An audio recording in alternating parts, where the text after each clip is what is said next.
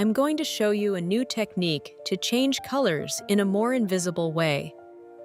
This is going to be the last stitch of the round.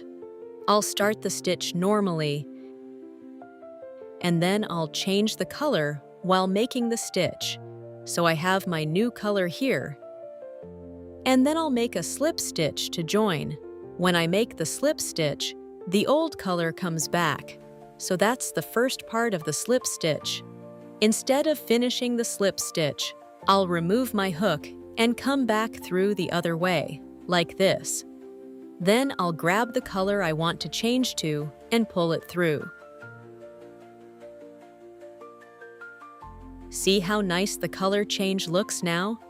Now I can continue and chain to start the next round.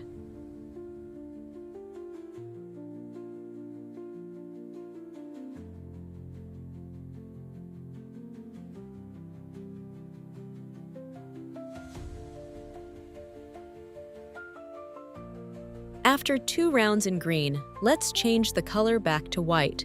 I'll start the stitch normally, and then I'll change the color while making the stitch. So I have my new color here.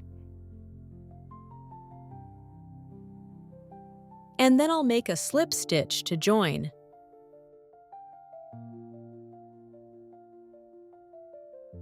When I make the slip stitch, the old color comes back. So that's the first part of the slip stitch. Instead of finishing the slip stitch, I'll remove my hook and come back through the other way, like this. Then I'll grab the color I want to change to and pull it through. Now I can continue and chain to start the next round.